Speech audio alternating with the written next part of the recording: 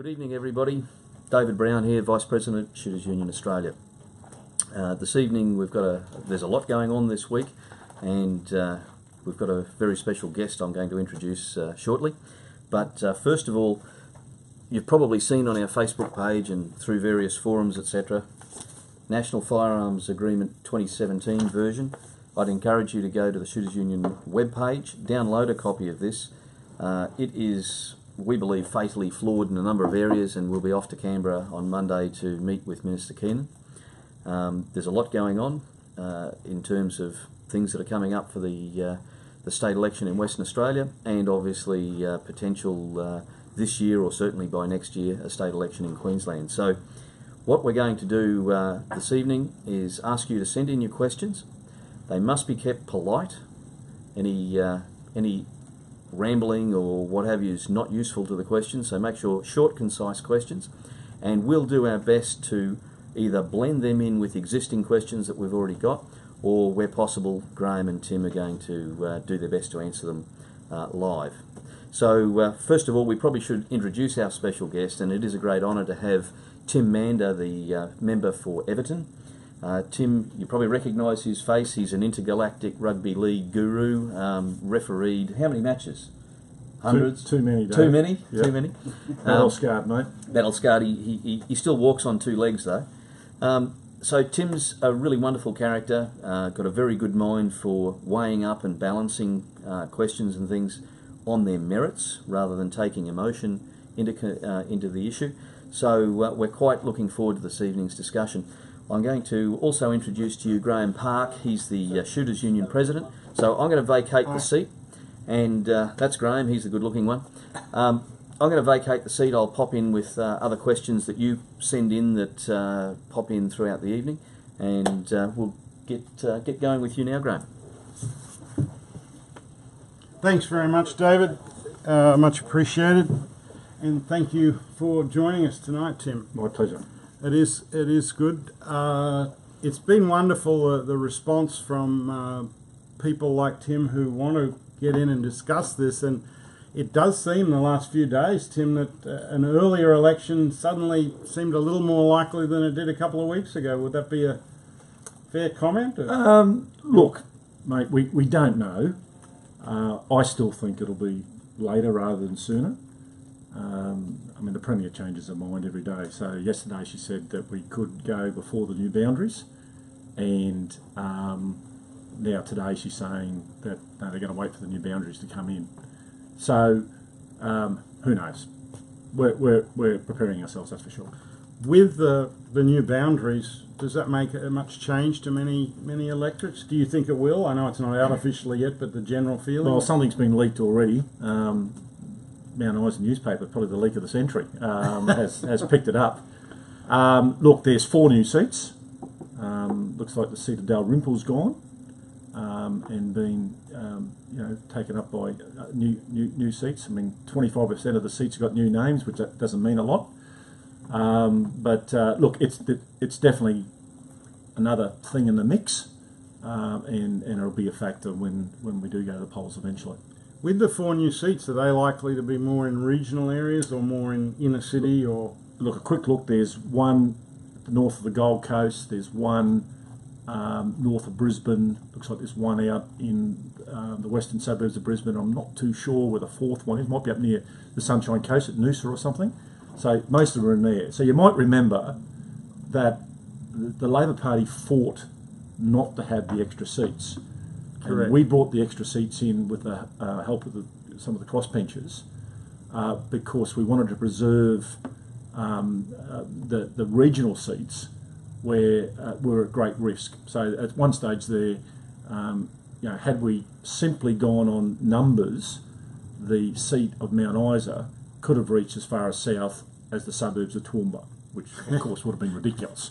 So one of the reasons, really incredible. One of the reasons to have the extra seats was to preserve some of the regional seats. I mean, Queensland is a regional state, has as many people outside of the southeast corner as in it, and I guess, Tim, the thing that's been on people's mind of late very much has been the present government's proposal to reclassify lever action shotguns from category A with most other shotguns, manually operated shotguns, to a combination of category B for certain capacities and category D, which, to be honest, is essentially a ban in all but name of those. But what's your position or the LNP position on that, because it's likely to come to Parliament very soon? Yeah. Well, look, Graham, I want to be really frank and honest, and that's the type of bloke I am, I hope. And the first thing I want to say is that I'm not going to pretend to be a firearms expert, right? I'm from the leafy suburbs of Brisbane and was in the cadets at school, and that was probably the last time I fired a rifle, and I loved it, but I just haven't had the opportunity and the position to be in there. But what I have tried to pride myself on is to get myself informed about issues. And it's become very apparent that this issue is a political issue. It's been politicised. Yes. That there's a lot of misinformation, and we've seen that already with, for example, the video that's come out from Jackie Trad. Yep. And we know that there'll be the scare campaign of all time that will be promoted by the Labor Party as we talk about this particular issue. So what I've tried to do is get myself informed, and so this is what I have learnt so far, that this reclassification has got nothing to do with the Martin Place Lint Cafe No, incident. despite what Jackie Trad had to say on the video. Right, that's right. By not reclassifying this firearm, it's not going to undermine the National Firearm Agreement and throw out what was agreed upon many years ago. And that I think the thing that I really acknowledge and have come to understand is that licensed firearm owners in this state are in the main law-abiding, and that this particular reclassification is seen as an attack on their, in some ways, their integrity and on their rights to have firearms that they need either recreationally or they need on their properties. So what I've tried to do, this sounds like a long-winded answer, and I just wanted to give a bit of background, is that what we have been doing has been consulting with the sector. You know that we've had numerous conversations. I was in Gympie this week and dropped into Ron Owen's place. I've had lots of feedback from regional MPs, and we are now I believe in a well-informed position. Now, it's going to sound like I'm playing ducks and drakes about this, and I don't mean to, right? But people would never expect that not from from a politician, okay? But I will say this, that I have, and I know my colleagues have, tremendous empathy and support for law-abiding firearm owners, and I want to make sure that we make a decision that's informed and that is based on fact and not on misinformation. And there's a hell of a lot of misinformation that's out there at the moment, and I can assure people that we will make our decision based on that. In politics, timing of announcements are important, and we will make our position very clear very soon. We just have to wait now for the government to see when they'll act on this regulation change. But I'm very confident that law-abiding firearm owners will be happy with the position. I've also spoken out in Parliament numerous occasions about the Category H handgun issue. I think it's totally and utterly unjust what has happened there. There seems to be no good reason to stop, again, law-abiding gun owners who for years and years have proven that they're responsible with their firearm, to suddenly be denied, a renewal for their handgun licence, and to start referring to CSIRO reports which have been around for 30 years that have never been referred to in the past, and are relevant to another state, not even this state. To look at QCAT decisions and have inconsistency in the way that they've been applying that by trying to, in my opinion, hide the fact that they're knocking people back by trying to talk them out of making the application in the first place. I have spoken strongly against that. Yes. We have already stated that we will change that. We will bring it back to the way it was. We'll grandfather those people that have already got Category H firearms and are still fit and proper people. I mean, we can't. The government claims they haven't changed the policy, which just astonishes me.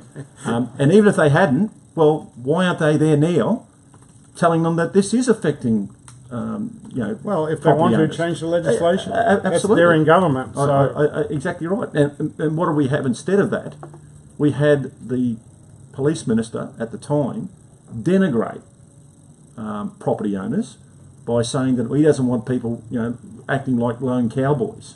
And this is a guy that's admitted that in a suburban area in Rockhampton, he fired a shotgun into the ceiling. Here's one that's coming about police training. Okay. We have the an anomaly in Queensland at the moment that licensed pistol club shooters have to do usually 6 to 8 and sometimes more shoots a year just to keep their license, unlike any other sport. However, Queensland Police are only having to do training once a year, which is sort of seems to me that as a licensed sports shooter, my usage, whilst very enjoyable, is not quite as critical to the community of having a highly trained police officer when he or she may actually be using that firearm to protect a citizen's life or possessions. Well, as a member of the community, that concerns me, that the training or the compliance requirements for a police officer are so the less. question was, would you support increasing that training level, looking at increasing that to a higher level? Yeah, well, there's probably two things that we can look at. We can look at the additional training that's required, and we can look at whether the compliance that's currently there for sporting shooters is still necessary. I mean, these are the type of questions that have got to be asked and examined. And again, if there is good argument, good evidence to suggest that, well, there's no increased risk by reducing compliance, whether it's that particular issue or any issue, I'm an open book with that type of stuff, and I don't, there's nothing worse or more infuriating and then unnecessary bureaucracy, and I'm not about that, and nor is my party. In that, while we're on that subject with police, police union had a question that they've asked numerous times of the current government, and that is about properly trained police officers being able to take their firearm home. The premise for this is simply that we live in a very different world than we did, unfortunately, perhaps years ago, as far as terrorism and those sort of things that we've seen around the world, these lone wolf type things. Yep. And there's thousands of police officers who carry a firearm when they're in uniform all day, but they go home and they're either going to work, from work, off duty. They don't have access to anything if they came across something, and a good number of those could potentially be changed, and I know that the police union would like to see that. And do you have any thoughts, or have you been approached about this? Look, I have. Look, it's been mentioned. Yeah. So in our regular conversations with the police union, they have mentioned it. They haven't. It's not necessarily. They've got quite a few issues. It's not top of the pops with regards to their priorities, but it's probably there. like more pay. Yeah, well, that's true. Look, I'm happy to look at it. I mean, look, there's also a balance, Graham, and about public perception and public safety. So we've got to also, no matter what, always be able to reassure the public that whatever we do is not increasing any risk to safety. And But again, happy to listen to rational. Another one coming from Aussie Reviews, and it's a big long question. He's actually offering, he's a professional pest controller and farmer. He's actually offering to give you lots of data, and maybe it'd be good for you to meet with him sometime. Yeah. He's a good supporter of Shooters Union. But one of the critical things is, in New Zealand, suppressors are freely available. Yes. In fact, often you go hunting in New a way, Zealand, yes. It's very ungentlemanly not to use them, Yes. as it is in Europe and other parts of the world. Yes. The question is, from a health and safety perspective, do you think we could look at introducing that as a positive thing for the shooting industry in terms of health and safety and noise abatement for people in rural areas? Yeah, look, again, I'm happy to look at it. I'm happy to meet with the gentleman that you're talking about there. Look, if I can be as informed as much as possible about, from real people who deal with these things on a day-to-day basis, I would be foolish not to accept those offers. And happy to do that. Happy to again hear rational argument about the reasons for things. Another really good question came in from Sean. Could Queensland possibly make 400 million plus from public land hunting like they do in Victoria? And you might like to explain that, because that's not quite a policing issue, but in it's a good Victoria and certainly New Zealand, other places, and certainly in New South Wales, not necessarily national parks, but other public lands are open by permit to licensed shooters and hunters. Yep. They usually have to pass a higher standard Yep. and get like a separate hunting license that they issue in New South Wales and in Victoria. But I believe National Senator Bridget McKenzie's had done a survey in Victoria in which they thought it was $300 or $400 million a year in associated revenue to rural communities from that. Okay. And so I guess they're looking for your view on that. Yeah. Well, look, I won't pretend to be an expert in this area. In fact, that's never been raised with me, and I'm not sure it's never been mentioned in Shadow Cabinet, for example. But yeah, look, it's Queensland's a big place, a lot bigger than Victoria, that's for sure. So you would think that there would be opportunities out in the regions to do something along these lines. Look, I can't say anything more than that, because I without any sort of research on it or background briefing, it's hard for me to make an informed comment. It is like it's been going on for probably 40 years plus in Victoria, and probably 15, 20 years plus in New South Wales without issues, but it's something that you guys are open to as a concept. It also it would also have an impact on feral animals, and as the work I do sometimes with AgForce or National Farmers is the $700 million a year is estimated to be lost to this country by feral animal damage. That does not count kangaroo damage. This is feral animal damage, $700 million a year, and something like that would potentially help that situation, because it's self-funded. These guys pay for their own thing, and at the same time they're doing a public service out of it. So we're obviously in favour of it. Well, let me say this: that look, it's not my portfolio space. No. I will raise it with the relevant shadow, and to make sure that that they're aware of that desire, and we can talk more about that in the future. Here's one from Julian. With the evidence of the past 20 years showing the vast majority of law-abiding firearms community are not the problem, how is it logical to place more restrictions on us when the current NFA has already failed in so many areas? That's an opinion, which I would agree with, but others might not. But I guess the basis of that is that all the evidence seems to show that 95+% of firearms-related violence is committed by criminal element, non-licensed firearm owners, and about 5% or 3% actually is, and yet 95% of all the police resources is sending letters to farmers and target shooting about compliance matters. Yes.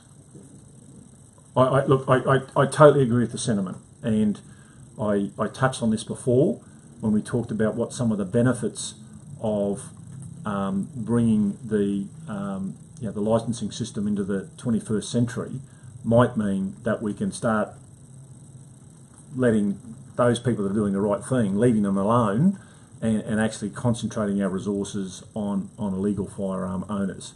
I understand what Julian is talking about. I agree, and what we'll be trying to do is actually changing that balance that's there at the moment and tilting it towards making sure that we're chasing people that shouldn't have firearms, Yep. rather than those that are doing the right thing. And as well as that, we've got I don't think I'm letting out too many tactics, in that we're currently doing some research to back that up, to prove that, look, most criminal activity, if not 99.9% of criminal activity that involves firearms, involves people that don't have a licence. Yeah. And so if we can get that sort of research, which just backs up some of the anecdotal stuff and maybe even real evidence that people have, that all goes well for us in making changes, and as I said, getting that tilt the other way. Related to that, here's one from Joshua Derbyshire. Would Tim consider setting up an inquiry to look closely at the benefits, detriments of firearm legislation, focus on cost versus benefit of registry systems, exclusion of self-defence as a genuine reason, how legislation actually impedes the black market? That sort of goes exactly to what you were just saying, I guess. And it talks about that review of the Weapons Act. Yeah. Look, it doesn't matter what the legislation is, you have to be constantly reviewing it, This Act obviously hasn't had a good, thorough overhaul for quite some time, if ever, and we need to do that. And if I'm the Police Minister, that will be one of the things that we commit to, and I can give you that guarantee now. Here's one from Shane Thackeray. And once again, I stress these questions are coming in. Why are public servant police influencing legislation or making law? They are only meant to implement the laws after they're introduced. That's his comment. Well, but why are public servants / cops, police influencing legislation or making law? I think that's an incredibly good point. And I mentioned in my preamble, my long preamble, that I was a minister that was very involved with the running of the department. I actually think it's quite gutless for ministers to be blaming public servants or even allowing public servants to put their spin on particular bits of legislation, without knowing all the facts. There seems like a fair bit of that happening in this particular area of weapons licensing, and to me, the minister is basically obligated to intervene and say, well, no, you won't. Now, you can't keep saying these things are operational matters. Okay, they're not operational matters. They're more than operational matters when they affect the livelihoods or the sporting pleasures of people who have done nothing wrong.